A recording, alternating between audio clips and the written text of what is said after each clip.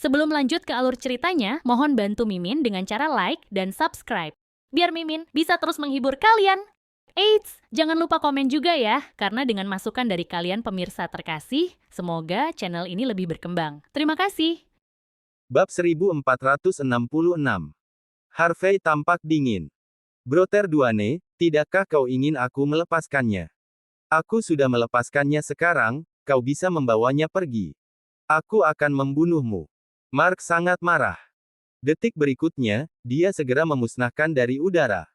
Ledakan. Harvey menggerakkan tubuhnya dan membuang tinjunya. Kulit Mark tetap tidak berubah, dia melemparkan pukulan ke bawah, wajahnya muram. Kemudian, Ethan dengan cepat melindungi Cynthia di belakangnya saat dia melihat yang lain dengan waspada. Ledakan. Kedua tinju itu saling bertabrakan seolah-olah guntur meledak. Tubuh Harvey masih di tempatnya, tidak bergerak sama sekali. Mark mundur 7 atau 8 meter, dan noda merah keunguan muncul di wajahnya. Dia menatap Harvey dengan kaget. Siapa kau?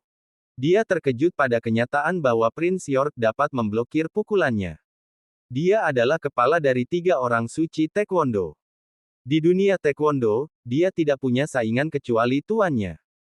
Di masa lalu, tidak peduli musuh apa yang dia hadapi, dia bisa dengan mudah membunuh pihak lain dalam satu pukulan. Namun, pukulannya yang tak terkalahkan tidak mempengaruhi Harvey sama sekali. Dia merasakan darahnya menggeliat di dalam dirinya. Dia merasa sangat tidak nyaman. Seorang pria yang luar biasa ini tidak mungkin hanya menjadi pangeran normal dari beberapa keluarga. Dia pasti orang yang hebat. Dia pasti pernah berada di medan perang sebelumnya. Harvey tampak acuh tak acuh. Dia tidak ingin membuang waktu berbicara dengan Mark dan melangkah maju. Ekspresi Mark berubah beberapa kali. Pada saat berikutnya, dia merobek jasnya dan memperlihatkan seragam taekwondonya. Dia kemudian mengarahkan tendangan frontal ke Harvey. 9 tendangan dalam satu lompatan. Dia melompat dan menendang 9 kali di udara. Sudut setiap tendangannya rumit dan tajam. Ini adalah jurus taekwondo pamungkas yang Mark telah kembangkan selama bertahun-tahun. Kecepatan gerakannya sedemikian rupa sehingga dia tampak memiliki 9 kaki. Saat itu, langkah ini telah membuat Wallace, orang nomor 1 di Taekwondo Country J, membayar harga tertentu setelah harus memblokirnya. Dia sangat memuji perubahan Mark. Wallace juga menyebutkan bahwa kecuali beberapa petarung top di dunia, tidak ada yang bisa memblokir langkah ini dengan mudah. Para elit Country J mengungkapkan kekaguman mereka saat mereka menyaksikan langkah pamungkas Mark. Kepala 3 orang suci Taekwondo, Brother Mark Duane, adalah sosok legendaris. Namun, Harvey menghadapi langkah kekerasan ini dengan jawaban acuh tak acuh. Ini hanya pertunjukan dan tidak boleh pergi. Detik berikutnya, dia memberikan tamparan. Tamparan. Harvey mencapai pipi Mark, meskipun yang terakhir berada di udara. Itu segera mengenai Mark square di wajah. Puff. Mark memuntahkan seteguk darah. Kepala 3 orang suci Taekwondo, Mark Duane, jatuh ke tanah. Matanya terbuka lebar, menatap enggan ke langit malam. Dia telah mati sia-sia. Dia sama dengan Raja Naga dari sebelumnya. Bahkan saat dia sekarat, dia tidak tahu mengapa dan bagaimana Harvey bisa dengan mudah menamparnya sampai mati. Elit Country J lainnya jatuh ke dalam kesurupan ketika mereka melihat pemandangan di depan mereka, yang terasa seperti ilusi. Apakah Brother Mark Duane mati begitu mudah? Ini terlalu konyol. Dia adalah murid pertama dari orang nomor 1 di Taekwondo. Pria itu dikatakan memiliki kekuatan dewa perang dan kemungkinan akan menjadi kepala instruktur militer Country J. Namun, baginya untuk mati begitu saja. Wajah semua orang menjadi pucat. Mereka menolak untuk percaya apapun yang terjadi, tetapi fakta berdarah berdiri tepat di depan mereka. Bab 1467. Mati. Dia benar-benar mati. Pada saat ini, para elit Country J tidak lagi memiliki hasrat dan dendam seperti yang disebutkan dalam legenda. Mereka menatap Harvey dengan ketakutan abadi. 3 orang suci Taekwondo, 8 raja surgawi, semuanya mati di depan mata mereka. Gerakan Harvey sangat tidak bisa dipahami. Jika dia menggunakan jurus pamungkas atau spesial untuk menghancurkan orang-orang ini, semua orang masih bisa mengerti. Namun, Harvey baru saja menggunakan tangan kanannya untuk menamparkan seorang master seperti Brother Mark sampai mati. Itu hampir seperti sihir. Para elit Country J ketakutan. Semua ini terasa seperti mimpi buruk yang tidak bisa mereka bangun. Meskipun ada banyak dari mereka, dan masing-masing dari mereka memiliki senjata api, tidak ada yang berani melangkah maju. Harvey mengeluarkan selembar tisu dan menyeka jari-jarinya dengan acuh tak acuh. Jika kau berlutut dan menyerah, aku tidak akan membunuhmu. Berlutut. Menyerah. Ada lebih dari 100 elit yang tersisa di tempat kejadian, dan mereka semua akan muntah darah. Banyak dari mereka adalah pensiunan tentara Country J dan terampil. Meskipun mereka cukup takut sekarang dan tidak berani melangkah maju, Harvey meminta mereka semua untuk berlutut. Prince York terlalu arogan. Dia terlalu merajalela. Bagaimana dia bisa mempermalukan orang seperti ini? Bunuh dia. Bunuh dia dan balaskan dendam perwakilan Garfield. Mata dan bibir beberapa elit pemimpin berkedut, dan mereka dengan cepat berdiri kembali. Jika mereka tidak mati, kita semua akan mati. Tuan Park dan perwakilan Lee tidak akan membiarkan kita pergi. Mata mereka memancarkan niat membunuh setelah mendengarkan kata-kata ini. Lancang. Kali ini, Ethan yang berbicara. Dia tidak bisa membiarkan sampah seperti mereka menghina kepala instruktur. Ethan mencengkeram gagang pedang dengan tangan kanannya. Cahaya dingin menyala, dan para pemimpin elit yang baru saja berbicara tidak punya waktu untuk bereaksi, dan tubuh mereka langsung jatuh ke tanah. Ketika mereka jatuh ke tanah, mata mereka menunjukkan ketidakpercayaan. Mereka tidak pernah menyangka bahwa mereka bahkan tidak bisa menghentikan tusukan acak Ethan. Apakah ini kehebatan pendekar pedang panjang? Harvey melirik kerumunan dan berkata dengan acuh tak acuh. Aku awalnya ingin memberi semua orang kesempatan untuk hidup. Karena kalian tidak menginginkannya, maka aku akan mengirim kalian ke neraka. Wajah para elit berubah jelek setelah mendengar kata-kata Harvey. Menghadapi ketidakpedulian Harvey dan Ethan yang mengacungkan pedang, sisa keberanian dan niat membunuh para elit menghilang. Orang seperti itu terlalu kuat. Bang! Pada saat ini, gerbang villa dihancurkan terbuka. Beberapa kendaraan bersenjata menyerbu masuk. Pintu mobil dibuka. 100 sersan dengan pedang di pinggang mereka melangkah keluar dan langsung mengepung semua elit Country J. SWAT Camp. Apakah ini SWAT Camp legendaris? Satu-satunya pemimpin yang tersisa di antara para elit ini telah berpartisipasi dalam Perang Euro-Amerika. Tatapannya kemudian jatuh pada Harvey. Sesaat kemudian, sosok seperti dewa muncul di benaknya. Dia tidak mempertimbangkan kemungkinan ini sebelumnya. Namun pada saat ini, orang di depannya tumpang tindih dengan sosok legendaris di benaknya. Pop! Detik berikutnya, dia berlutut. Kepala instruktur. Kamu adalah kepala instruktur SWAT Camp. Tidak heran kita akan kalah. Tidak heran kita akan kalah. Pemimpin ini sudah gila. Jika mereka berteriak-teriak dengan kepala instruktur SWAT Camp, mereka pasti akan terbunuh. Bab 1468. Dalam perjalanan kembali ke kota, Cynthia terbangun. Luka-lukanya tidak serius, hanya kecil. Setelah petugas medis dari SWAT Camp selesai merawatnya, sebagian besar lukanya telah sembuh. Dia hanya membutuhkan beberapa hari pemulihan. Menurut petugas medis, hal yang paling menyusahkan sekarang adalah bahwa kejadian ini mungkin meninggalkannya dengan trauma psikologis. Meskipun tenaga medis bisa menyelamatkan nyawa dan menyembuhkan luka fisik, sayangnya dia tidak bisa menangani luka psikologis. Harvey awalnya ingin mengirim Cynthia kembali ke Gardens Residence. Namun, Cynthia dengan tegas menolak dan tidak ingin dia memberitahu Mandy dan keluarganya tentang apa yang telah terjadi. Menurutnya, jika Simon dan Lillian tahu, mereka pasti akan menyalahkan Harvey. Dia tidak ingin kakak iparnya dianiaya. Cynthia bahkan tidak bertanya tentang situasi di villa, juga tidak bertanya tentang bagaimana dia diselamatkan. Mengetahui bahwa dia dan saudara iparnya baik-baik saja sudah cukup baginya. Melihat bahwa Cynthia baik-baik saja, Harvey menghormati keputusannya dan mengirimnya kembali ke asrama Universitas Southlight. Asrama dialokasikan terlebih dahulu. Meskipun Cynthia belum secara resmi mulai sekolah, dia sudah menyelesaikan prosedur check-in dan membawa beberapa kebutuhan sehari-harinya. Ketika Harvey melihat asrama sederhana, dia cukup terkejut. Baginya sendirian dengan adik iparnya di asrama adalah pengalaman yang langka. Cynthia mengabaikan Harvey dan pergi mandi air panas, sambil menahan rasa sakit. Ketika dia keluar dari kamar mandi, seluruh tubuhnya harum. Setelah itu, Harvey juga masuk ke kamar mandi dan membasuh darah dari tubuhnya.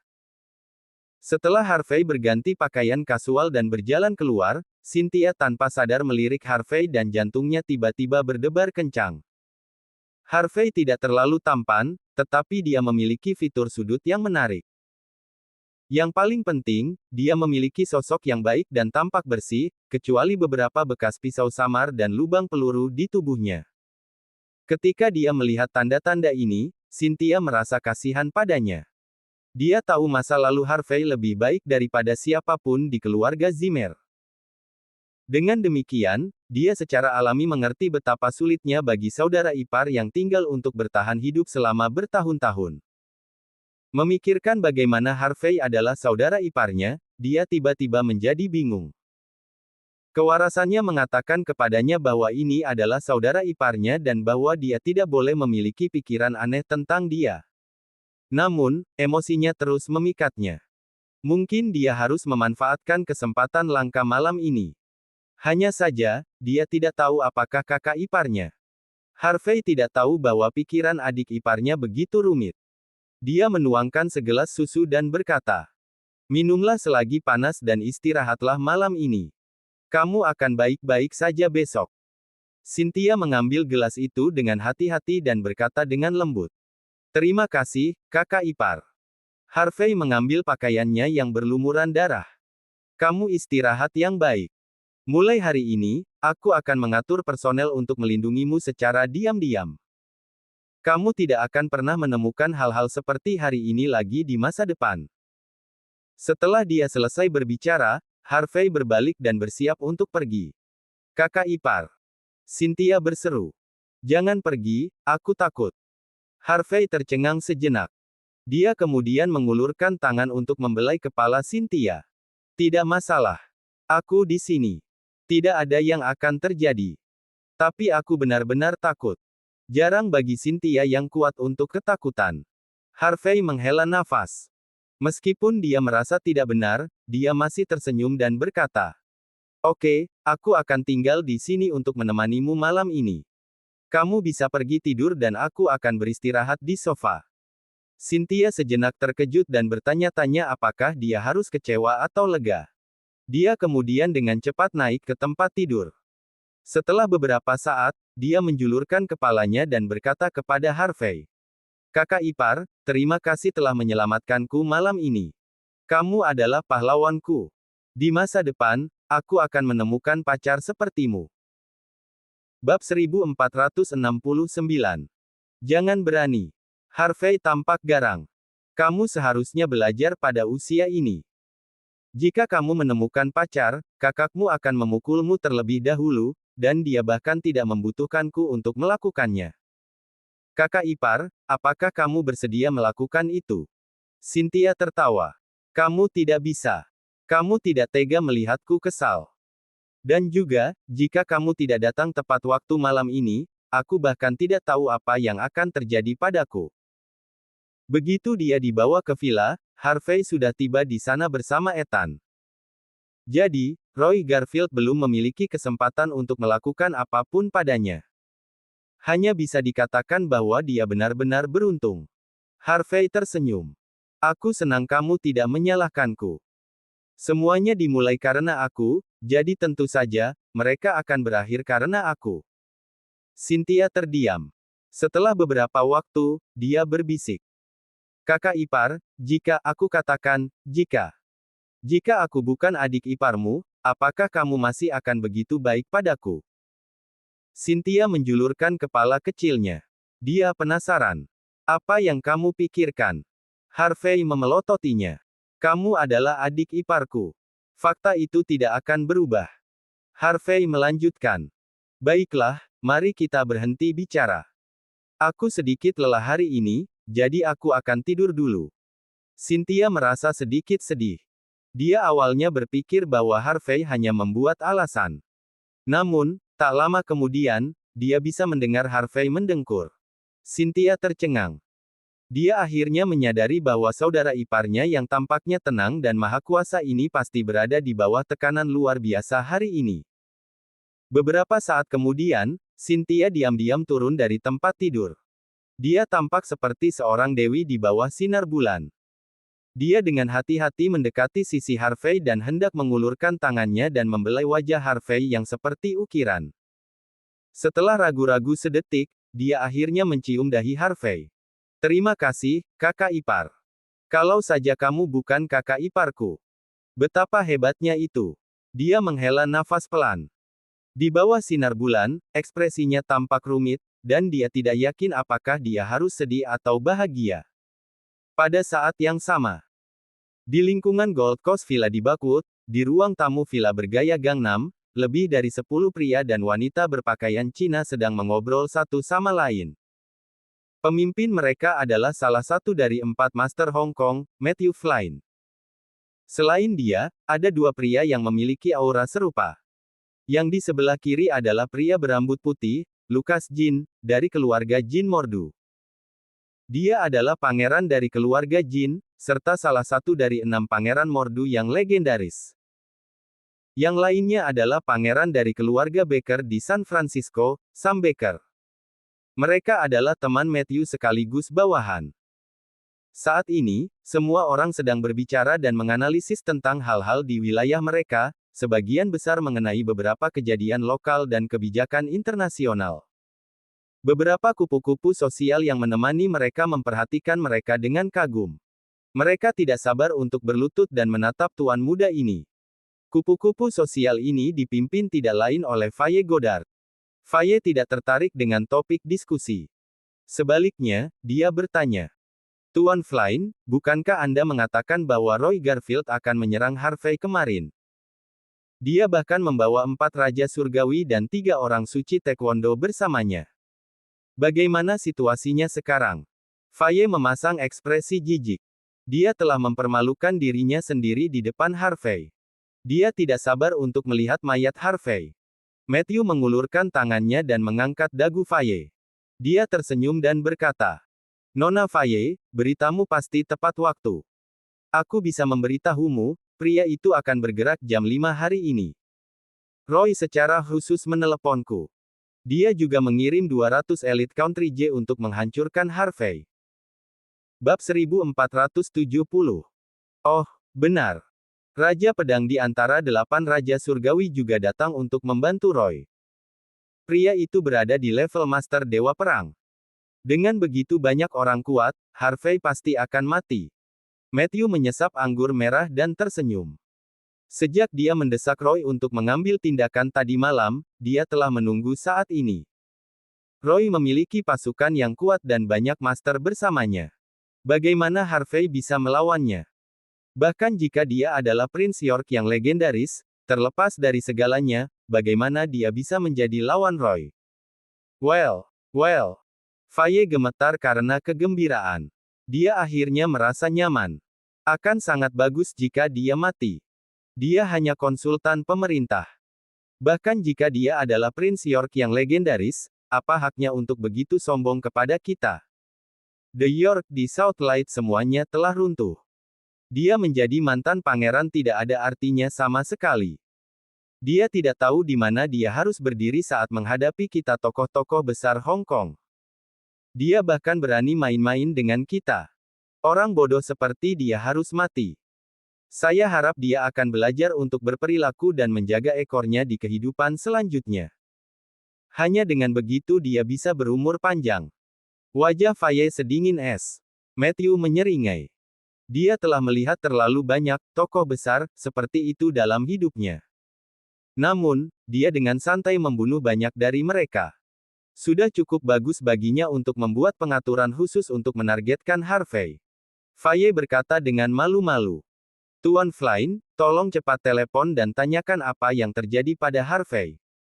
Lihat apakah ada foto yang bisa menghiburku. Jika aku bahagia, aku akan menjadi milikmu malam ini. Faye adalah kupu-kupu sosial, tetapi hanya beberapa orang yang bisa mendapatkannya dan kebanyakan dari mereka adalah pria tua. Matthew memang tertarik padanya, tetapi karena wanita yang dikenal sebagai Black Widow ini sangat luar biasa, dia tidak pernah berhasil. Sekarang Faye telah mengatakan banyak hal, Matthew, yang awalnya tidak terlalu peduli dengan masalah Harvey, mengeluarkan ponselnya dan berkata dengan acuh tak acuh. Karena Nona Faye sangat tertarik, aku akan bertanya-tanya dan melihat. Di samping, Lucas menunjukkan sedikit minat. Harvey adalah menantu yang menumpang di keluarga Zimmer. Keluarga Zimmer adalah pelayan Jeans Mordu. Lucas agak tertarik pada Harvey, yang juga dikenal sebagai Prince York yang telah menghancurkan keluarga Zimmer sendirian. Kepribadiannya yang licik mencegahnya mengungkapkan fakta ini. Status 6 Pangeran Mordu bahkan lebih tinggi dari 4 Tuan Hong Kong. Itu, dan identitas Harvey sebagai Prince York hanyalah spekulasi. Bahkan jika Harvey benar-benar Prince York dari Southlight, Lucas tidak akan menganggapnya serius. Sam Baker, di sisi lain, menggoyangkan gelas anggurnya dengan tenang. Dia sudah mendengar nama Harvey dari seorang wanita yang merupakan Dewi Berjalan. Untuk membuat seseorang seperti Queenie York mengingatnya, akan menarik jika Sam dapat memiliki foto Harvey beberapa inci dari kematian. Matthew membuat panggilan di bawah antisipasi semua orang, tetapi dia hanya mendapat pesan suara dari sisi lain. Saat itu, sekretaris Matthew berlari masuk dengan wajah pucat. Kulitnya sangat mengerikan. Tuan Flynn, kita punya masalah. Stray Dog gagal membunuh Harvey malam ini. Harvey bahkan membunuh 200 elit. Kemudian dia seorang diri bergegas ke Villa Roy, dan membunuh ketiga Raja Surgawi bersama dengan 3 orang suci Taekwondo. Roy terbunuh. Semua orang dari Star Chaebol musnah. Mendering. Gelas anggur di tangan semua orang jatuh ke tanah. Mereka semua tercengang dan terpana.